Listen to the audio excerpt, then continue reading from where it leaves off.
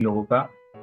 आज हम देखेंगे कि संपदा 2.0 के अंदर अगर हमें कोई स्टाम्प क्रिएट करना है तो किस प्रकार से हम ये स्टाम्प क्रिएट कर पाएंगे।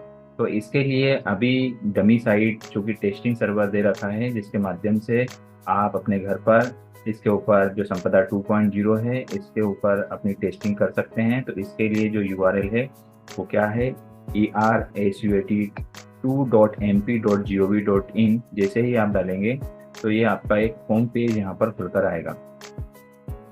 इस होम पेज में जैसे ही आप जाएंगे तो यहाँ पर कुछ टेप्स आपको यहाँ पर दिखाई देंगी, जैसे home, property valuation, stamp duty, registration fees and calculation, view guideline, department onboarding, document search and certified copy. तो ये इतनी जो फैसिलिटीज़ हैं इनका इस्तेमाल आप सभी लोग बिना रजिस्ट्रेशन के भी कर सकते हैं, या जो एक आम उपयोग करता है वो इन सभी का उपयोग कर पाएगा। यदि आप अपने आप को इस पोर्टल के ऊपर रजिस्टर्ड कर लेते हैं तो उसके बाद आप जो संपदा 2.0 की महत्वपूर्ण फैसिलिटी है जैसे स्टाम्प क्रिएशन वो भी आप कर पाएंगे। किसी डॉक्यूमेंट को रजिस्टर्ड करना है तो वो भी आप यहाँ पर कर पाएंगे। तो चलिए आज के वीडियो में देखते हैं कि किस तरीके से संपदा 2.0 के ऊपर कोई स्टाम्प अगर हमें क्रिएट करना है तो किस प्रकार से किया जा सकता है। तो इसके लिए यहाँ पर जो लॉगिन ऑप्शन है इसके ऊपर हम क्लिक करेंगे। लॉगिन ऑप्शन का उपयोग हमें तब करना है जब हम संपदा 2.0 के ऊपर अपने रजिस्ट्रेशन कर रखा है। तो रजिस्ट्रेशन का एक वीडियो है जो मैंने अलग से बना रखा है, जिसमें आप किस तरीके से संपदा 2.0 के ऊपर अपने आप को रजिस्टर्ड कर पाएंगे। तो अभी हम मान लेते हैं कि हमने संपदा 2.0 के ऊपर रजिस्ट्रेशन कर रखा है और हम यहाँ पर अपने आप को लॉगिन करते हैं। तो लॉगिन करने के लिए यहाँ पर मैं अपना यूज़र नेम और पासवर्ड दर्ज करूँगा। यूज़र नेम और पासवर्ड दर्ज करने के बाद यहाँ पर मैं अपने आप को लॉगिन कर लूँगा। इसी के माध्यम से लॉगिन कर सकते हैं। तो यहाँ पर मैं अभी अपने आईडी, यूज़र नेम और पासवर्ड के माध्यम से लॉगिन कर रहा हूँ। तो लॉगिन बटन पर क्लिक करेंगे। यहाँ पर जैसे ही मैंने लॉगिन किया तो मेरी प्रोफाइल यहाँ पर ओपन हो जाती है। अब स्टाम्प वाले, क्योंकि मुझे यहाँ पर स्टाम्प क्रिएट करना है, तो यहाँ पर ई स्टाम्प का जो ऑप्शन दिख रहा है इसके ऊपर मैं यहाँ पर क्लिक करूँगा। तो यहाँ पर कुछ ऑप्शन है, उनके बारे में मैं आपको बता देता हूँ। इनिशियल स्टाम्प, ई स्टाम्प का मतलब है कि स्टाम्प को बनाएं। मैं यहाँ पर साइट को हिंदी में कर देता हूँ जिससे कि आपको समझने में आसानी रहेगी। तो यहाँ पर स्टाम्प बनाने के लिए हम ई स्टाम्प वाले ऑप्शन पर जाएंगे। यहाँ पर क्लिक करने पर एक ड्रॉप डाउन आपको खुलेगी। इस ड्रॉप डाउन में सबसे पहला ऑप्शन है स्टाम्प शुरू करें। इसका मतलब है कि आप कोई नया स्टाम्प बनाना चाहते हैं तो यहाँ पर आपको क्लिक करना है। लिस्टिंग स्टाम्प का मतलब है कि यदि आपने कोई पुराने स्टाम्प बना रखे हैं, कंप्लीट कर लिए हैं, या किसी स्टाम्प के ऊपर आपका ई साइन बाकी है या पेमेंट बाकी है, तो वो आप यहाँ से क्लिक करके देख सकते हैं। तो कभी कोई काम कर रहे हैं और स्टाम्प बनाते बनाते आपका पावर इंटरप्शन हो गया है, किसी कारणवश आप उसको कंप्लीट नहीं कर पाए, तो उसको यदि आप देखना चाहते हैं तो लिस्टिंग वाले ऑप्शन में जाकर लिस्टिंग ई स्टाम्प के अंदर आप अपने पुराने जितने भी स्टाम्प हैं उनको आप देख सकते हैं। तो ये मेरे द्वारा अभी तक बनाए गए स्टाम्प की जानकारी मुझे यहाँ पर दिखाई दे रही है। और इसमें संपदा 2.0 में फैसिलिटी है कि आप किसी भी स्टाम्प को कितनी ही बार यहाँ पर डाउनलोड कर सकते हैं। इसके बाद जो तीसरे नंबर का जो ऑप्शन आप यहाँ पर दिखाई दे रहा है, डीड टेम्पलेट। डीड टेम्पलेट का मतलब है कि यदि आप कोई स्टाम्प बनाना चाहते हैं और उस स्टाम्प के अंदर आप कुछ डीड लिखना चाहते हैं तो उस डीड को आप पहले ही सेव करके अपने पास रख सकते हैं, जिससे कि जब आप स्टाम्प बनाएंगे तो उस टाइम आपको कॉपी पेस्ट नहीं करना पड़ेगा। तो मतलब प्री डिफाइन जो भी डेटा होता है उसको आप यहाँ पर पहले से ही डीड के अंदर लिखकर उसका मल्टीपल टाइम यूज अपने स्टाम्प क्रिएशन के समय आप कर सकते हैं। तो मैं यहाँ पर आपको एक डीड टाइप करके दिखाता हूँ जिससे कि आप यहाँ पर बहुत आसानी से डीड टेम्पलेट वाले ऑप्शन का इस्तेमाल कर पाएंगे। यहाँ पर आप देख रहे हैं कि मेरे द्वारा जो टेम्पलेट्स बनाई गई हैं वो यहाँ पर आपको दिखाई दे रही हैं। जो मैं अपने पहले से जो मेरा डॉक्यूमेंट है उनके लिए मैंने कुछ डीड यहाँ पर बना रखी है, इनका इस्तेमाल मैं यहाँ पर कर पाऊँगा। तो यहाँ पर अगर हमको कोई नई डीड बना के रखनी है तो इसके लिए यहाँ पर उपयोगकर्ता विलेख जोड़े वाले ऑप्शन पर आप क्लिक करेंगे। तो यहाँ पर एक वर्ड के जैसा टाइपिंग इन्वायरमेंट आपको यहाँ पर खुल के आ जाएगा, जिसके अंदर आप जो भी कंटेंट लिखना चाहते हैं वो यहाँ पर आप लिख सकते हैं। तो यहाँ पर जो भी कंटेंट है, फॉर एग्जांपल यहाँ पर मैं कुछ टाइप कर लेता हूँ।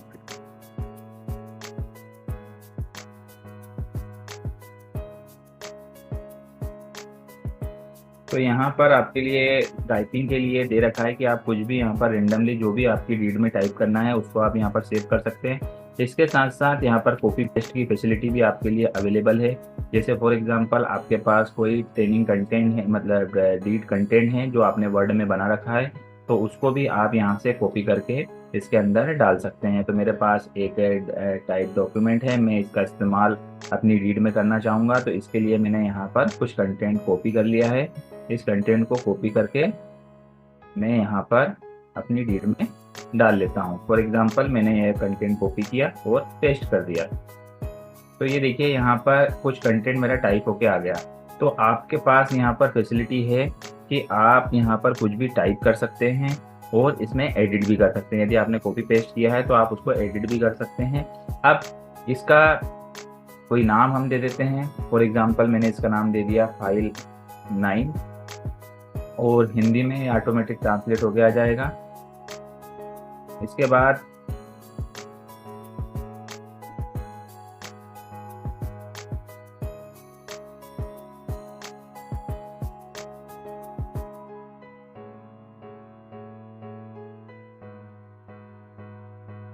ये दे दिया मैंने। इसके बाद यहाँ पर हमें इसके स्टेटस को सिलेक्ट करना पड़ेगा। यदि हम इसके स्टेटस को एक्टिव करते हैं तो ये जब हम स्टाम्प बनाएंगे तो इस स्टाम्प में रीड के समय हमको ये दिखाई देगा, और यदि हम इसको इनएक्टिव करते हैं तो ये सेव हो जाएगा लेकिन टेम्पलेट के रूप में हमको ड्रॉप डाउन में दिखाई नहीं देगा। तो अभी मुझे इसको एक्टिव करना है, तो मैं इसको एक्टिव कर लेता हूँ और सेव करे बटन पर क्लिक कर देता हूँ। तो जैसे ही मैं एक सेव करके स्लैप करूँगा तो यहाँ पर देखिए फाइल 9 के नाम से मेरी एक रीड बन के तैयार हो गई। तो इसको मैं किसी भी समय एक्टिव और इनएक्टिव और इसके अंदर सुधार कर सकता हूँ। तो चलिए अब यहाँ पर आप समझ गए होंगे कि रीड का इस्तेमाल आप कैसे करेंगे। अब इसके बाद हम एक नया स्टाम्प यहाँ पर बनाने के लिए चालू करते हैं। तो स्टाम्प शुरू करे वाले ऑप्शन पर हम क्लिक करेंगे।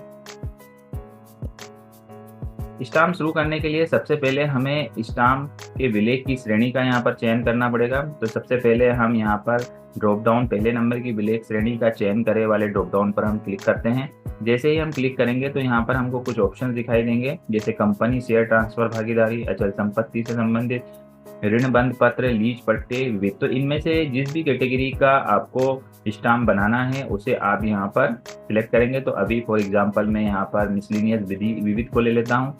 विविध के अंदर कितने तरह के हमारे पास इंस्ट्रूमेंट अवेलेबल हैं तो वो यहाँ पर आपको दिखाई दे रहे होंगे। तो इनमें से जो भी आपको लेना है वो आप यहाँ से ले सकते हैं। तो फॉर एग्जांपल मैं यहाँ पर एक शपथ पत्र बना रहा हूँ, शपथ पत्र को मैं ले लेता हूँ। लिखित का चयन करेंगे तो यहाँ पर फिर मैं यहाँ पर ड्रॉप डाउन में शपथ पत्र के अगेंस्ट शपथ पत्र ले सकता हूँ।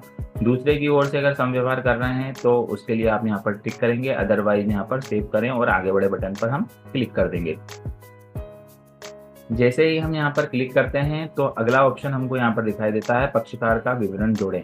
तो यहाँ पर एक चीज ध्यान देने योग्य है कि जब आप पक्षकार का विवरण जोड़ेंगे तो क्योंकि आप एज अ यूजर आपने यहाँ पर लॉगिन किया है तो बाय डिफॉल्ट एज अ प्रथम पक्षकार आप यहाँ पर जुड़कर आ जाएंगे। तो क्योंकि ये मेरा लॉगिन है तो मेरे लॉगिन के अंदर ये वाला जो टैब है ये मुझे एज अ फर्स्ट पार्टी उसने मुझे यहाँ पर ऐड कर दिया है। तो यदि आपको लगता है कि आप इसके अंदर फर्स्ट पार्टी नहीं है तो आप यहाँ पर प्रक्रिया वाले ऑप्शन पर जाकर यहाँ से इसको डिलीट कर सकते हैं। तो जैसे ही आप ये डिलीट करेंगे तो एज अ प्रथम पक्षकार यहाँ से आप डिलीट हो जाएंगे। उसके बाद अब यदि किसी अन्य व्यक्ति को आप यहाँ पर प्रथम पक्षकार बनाना चाहते हैं तो यहाँ पर चयन करे वाले ऑप्शन में जाकर आप यहाँ पर प्रथम पक्ष क्लिक करेंगे। उसके बाद आवेदक का प्रकार करके पूरी उसकी डिटेल डालेंगे और उसको ऐड कर देंगे तो आपका प्रथम पक्षकार नया व्यक्ति जुड़ जाएगा। लेकिन मेरे केस में प्रथम पक्षकार क्योंकि ऑलरेडी जुड़ा हुआ है तो मैं यहाँ पर फर्स्ट पार्टी ना डालते हुए द्वितीय पक्षकार का यहाँ पर चयन करूंगा। तो मैंने यहाँ पर दूसरे पक्ष को ले लिया है, दूसरे पक्ष का चयन करूंगा।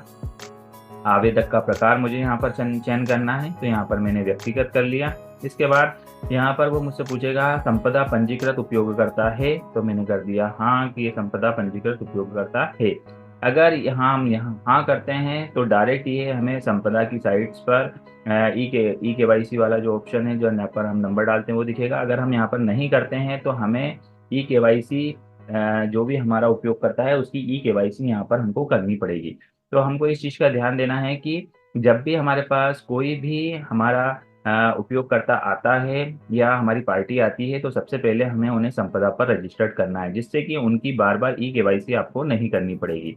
यार इसके लिए अभी हम मान लेते हैं कि हम यहाँ पर संपदा पंजीकृत उपयोग करता है, तो जैसे ही मैं यहाँ पर हाँ पर क्लिक करूंगा तो संपदा रजिस्टर्ड नंबर मुझसे यहाँ पर मांगा जाएगा कि जो सेकंड पार्टी है उसका नंबर क्या है। तो मैं यहाँ पर सेकंड पार्टी का नंबर डाल देता हूँ। यहाँ पर हमारे जो निष्पादक हैं फर्स्ट पार्टी हमने यहाँ पे सिलेक्ट किया था, तो अभी हम इनको ये जो सेकंड पार्टी यहाँ पर ऐड कर रहे हैं। तो यहाँ पर संपदा यूजर पे हमने हाँ किया तो हमारी जो जानकारी है ऑटोमेटिक फ्रेश होकर आ गई है। अब यहाँ पर हमको नीचे सिंपली पक्षकार जोड़े वाले ऑप्शन पर क्लिक करना है। तो जैसे ही हम पक्षकार जोड़े वाले ऑप्शन पर क्लिक करेंगे तो हमारी जो सेकंड पार्टी यहाँ पर एंट्री हो जाएगी। तो यहाँ पर आप देख रहे हैं कि फर्स्ट पार्टी में यहाँ पर खुद हूँ और सेकंड पार्टी तरुण परमार के नाम से मैंने यहाँ पर एडिट कर ली है। इसके अलावा यदि सेकंड पार्टी में भी और भी व्यक्ति हैं तो आप यहाँ पर सेकंड पार्टी सिलेक्ट करके यही प्रोसेस को आप रिपीट करेंगे तो मल्टीपल पार्टी आप यहाँ पर ऐड कर पाएंगे। इसके अलावा यदि आपको गवाह ऐड करना है तो गवाह सिलेक्ट करके यहाँ पर आवेदन का प्रकार, व्यक्ति, अधिकारी, संगठन जो भी आपके केस में लग रहा है उसको आप सिलेक्ट करके हाँ करके इसको इस तरीके से यहाँ पर ऐड कर सकते हैं। तो आपको पार्टी ऐड करने की प्रोसेस थी वो क्लियर हो गई होगी। इसके बाद हम करेंगे सेव करके आगे बढ़ें। इस पर हम क्लिक करेंगे। जैसे हम सेव करके आगे बढ़ेंगे तो यहाँ पर अब भुगतान का ऑप्शन हमको यहाँ पर दिखाई देगा कि कुल स्टाम्प राशि हमारी कितनी लग रही है। 50 रुपये हमारी कुल स्टाम्प राशि लग रही है। तो यहाँ पर हम इसे वॉलेट से भुगतान करेंगे। वॉलेट से भुगतान करें ऑप्शन पर हमने क्लिक किया। इसके बाद यहाँ पर हमारे जो स्टाम्प है और वॉलेट की डिटेल हमको यहाँ पर दिखाई देगी।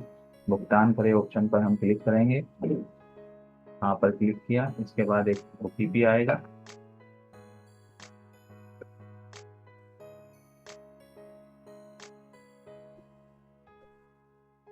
सबमिट करें। तो यहाँ पर आप देखेंगे कि सिंगल क्लिक से मेरा यहाँ पर 50 रुपये का जो पेमेंट होना था वो यहाँ पर कंफर्म हो गया है। इसके बाद यदि आपको इसकी रिसीप्ट देखनी हो तो यहाँ पर एक रिसीप्ट का ऑप्शन आता है कि स्टाम्प की पावती देखें, ऑप्शन पर आप क्लिक करके यहाँ पर पावती प्राप्त कर सकते हैं। इसे मैं यहाँ पे क्लिक करूंगा। इसके बाद लिखित ड्राफ्टिंग के लिए आगे बड़े ऑप्शन पर हम क्लिक करेंगे। लिखित ड्राफ्टिंग ऑप्शन क्या होता है, जो भी आपको स्टाम्प के अंदर प्रिंट करना है उसे आपको यहाँ पर टाइप करना पड़ेगा। तो यहाँ पर जो मैंने आपको बताया था कि जो टेम्पलेट वाली फैसिलिटी है वो यहाँ पर ड्रॉप डाउन में आप यहाँ से सिलेक्ट कर सकते हैं। जो भी टेम्पलेट आपने बना रखा है उसे आपको यहाँ से सिलेक्ट करना पड़ेगा। जैसे फॉर एग्जांपल सिंपली पहले मैं आपको ये बताता हूँ कि अगर आप यहाँ पर नॉर्मली टाइप करना चाहते हैं तो वो भी आप यहाँ पर टाइप कर सकते हैं। इसके अलावा अगर आप टेम्पलेट से लेना चाहते हैं तो टेम्पलेट वाले ऑप्शन पर क्लिक करके आप यहाँ पर वो जानकारी डाल सकते हैं। तो ये सिंपली हमारी जो टेम्पलेट में हमने लिख रखा था वो जानकारी हमारी यहाँ पर आ गई है। इसके अलावा इसमें कुछ और एडिटिंग हमको करनी है तो वो भी हमारे को यहाँ पर अलाउ है। तो हमें हमारी लीड के अंदर जो भी डिटेल लिखनी है उसको हम यहाँ पर ले सकते हैं। तो यहाँ पर हम भाषा का चयन करेंगे। भाषा का चयन करके हिंदी या इंग्लिश में हम अपना देखना चाहते हैं तो उस ऑप्शन को हम यहाँ पर सिलेक्ट करेंगे। जैसे फॉर एग्जांपल अंग्रेजी, तो विलेख देखे ऑप्शन पर हम क्लिक करेंगे।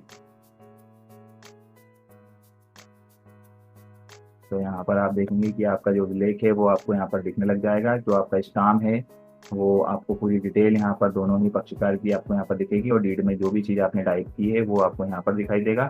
इसके अलावा अब दोनों पार्टी के आपको यहाँ पर साइन कराने होंगे। तो इसके लिए स्टेप को ध्यान दीजिए क्योंकि यहाँ पर ही ज़्यादातर जो यूज़र हैं वो कंफ्यूज होते हैं कि हम इसके आगे यहाँ से क्या करें। तो यहाँ पर देखिएगा जैसे ही मैं इसे क्लोज करूँगा इसके बाद यहाँ पर हमको जो भी टिप्पणी लिखनी है उसको मैं यहाँ पर लिख देता हूँ। मैंने टिप्पणी लिख दी, ओके।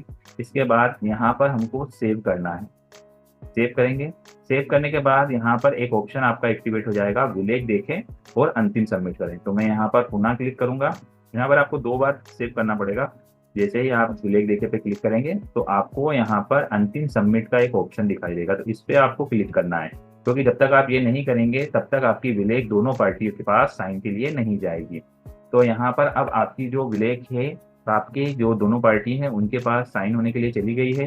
तो यहाँ पर अगर आप देखेंगे तो यहाँ पर एक ऑप्शन मिल रहा है विलेख सत्यापन और हस्ताक्षर। तो इस ऑप्शन का इस्तेमाल करके आप एज अ पार्टी, क्योंकि आप एज अ पार्टी और सर्विस प्रोवाइडर दोनों ही हैं, तो आप यहाँ से भी साइन कर सकते हैं। इसके अलावा यदि फॉर एग्जांपल मैं अभी यहाँ पर एज अ पार्टी साइन करना चाहता हूँ तो मैं यहाँ पर क्लिक कर दूंगा।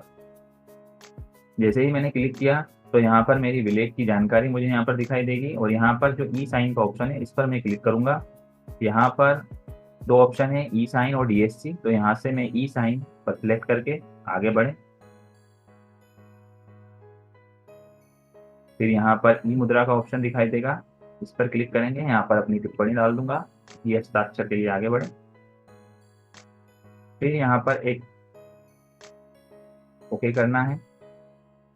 अब यहाँ पर आधार की तरफ से एक ऑथेंटिकेशन के लिए यहाँ पर ऑप्शन आएगा, जिसके माध्यम से आप अपने साइन करेंगे। आपके आधार के लास्ट 4 डिजिट आपको यहाँ पर दिखाई देंगे, यहाँ पर आपको चेक करना है और सेंड ओटीपी वाले ऑप्शन पर क्लिक करके आपको यहाँ पर जो ओटीपी आपके आधार से आया है उसे दर्ज करके अपने ई साइन को कंप्लीट करना है।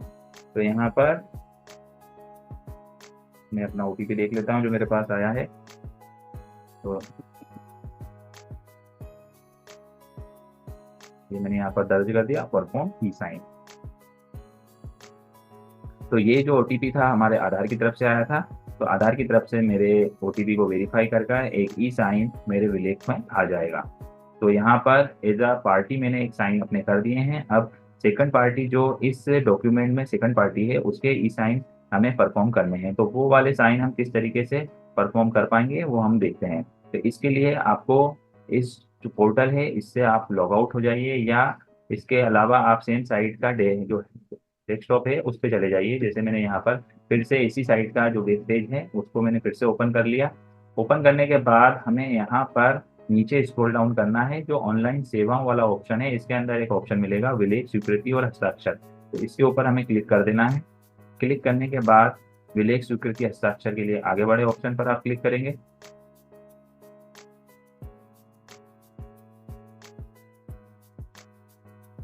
तो यहाँ पर आपकी जो सेकंड पार्टी रहेगी उसके मोबाइल नंबर आपको यहाँ पर दर्ज करने होंगे।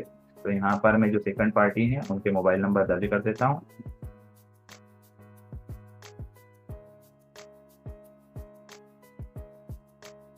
यहाँ पर मैंने अपनी पार्टी के नंबर डाल के कैप्चर डाल दिया और ओटीपी प्राप्त करें ऑप्शन पर क्लिक कर दिया है।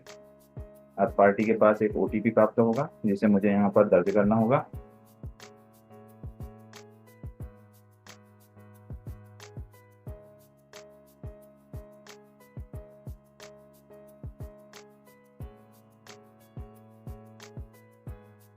यहाँ पर मेरे द्वारा पार्टी का ओटीपी सेकंड पार्टी जो थी उनका ओटीपी दर्ज करके हमने यहाँ लॉगिन कर लिया है। यहाँ पर ई साइन का ऑप्शन हमको यहाँ पर दिखाई दे रहा है, तो इस ई साइन वाले ऑप्शन पर हम क्लिक करेंगे। यहाँ पर ई साइन का ऑप्शन सिलेक्ट करके हम आगे बढ़ेंगे।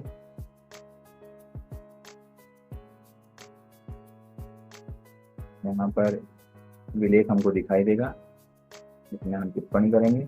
ओके, ये हस्ताक्षर के लिए आगे बढ़े। यहाँ पर हस्ताक्षर करना चाहते हैं, स्वीकृति प्रदान करेंगे।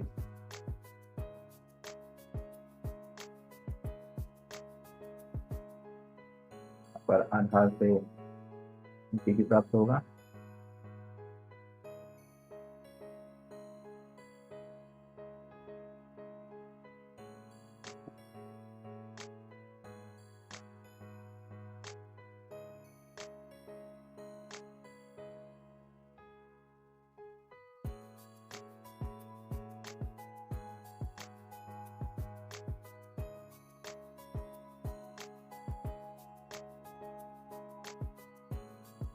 परफॉर्म ई साइन। तो यहाँ हमारी सेकंड पार्टी के द्वारा भी हस्ताक्षर कर दिए गए हैं, तो हमारी दोनों पार्टी ने अब यहाँ पर हस्ताक्षर कर दिए हैं। इसके बाद अब एज अ सर्विस प्रोवाइडर जो आप स्टाम्प इशू कर रहे हैं उसके साइन आपके बाकी रह जाते हैं।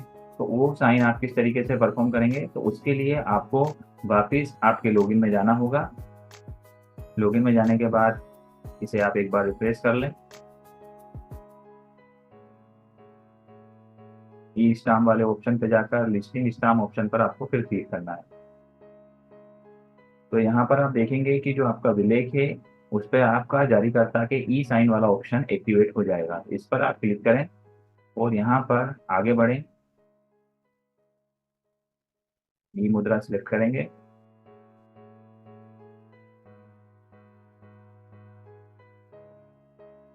क्या आप निश्चित रूप से स्टाम्प पर हस्ताक्षर करना चाहते हैं?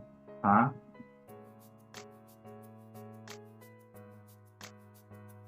यहाँ पर एक आधार से फिर आपका एक आधार ऑथेंटिकेशन साइन यहाँ पर लिया जाएगा।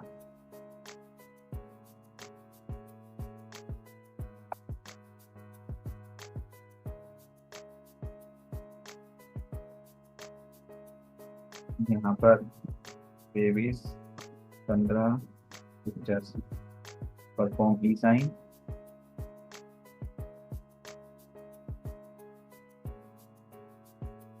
यहाँ पर मुझे अपने व्हाट्सएप पर भी एक मैसेज प्राप्त होगा जिससे बताया जाएगा कि आपके द्वारा ई स्टाम्प जनरेट कर दिया गया है। अब मेरा ई स्टाम्प मैं यहाँ से देख सकता हूँ। डाउनलोड वाले ऑप्शन पर क्लिक करके आप अपने ई स्टाम्प को देख पाएंगे। तो ये हमारा ई स्टाम्प डाउनलोड हो गया है। ये देखिए हमारा एक जो स्टाम्प था वो बनके तैयार हो गया है। यहाँ पर ये जो जारी करता है उनके आधार साइन आ गए हैं और यहाँ पर दोनों पार्टियों के आधार से ई साइन आ गए हैं। तो इस प्रकार से आप कोई भी स्टाम्प यहाँ पर जनरेट कर सकते हैं। तो इन स्टेप को फॉलो करके आप भी अपना एक स्टाम्प जनरेट करिए जिससे कि आप इस पोर्टल को अच्छे से समझ पाएँ। तो ये सभी जो काम है आपको टेस्टिंग पर्पज़ के लिए दिखाया जा रहा है। तो इसके माध्यम से आप एक स्टाम्प जनरेट करना सीख गए होंगे। धन्यवाद।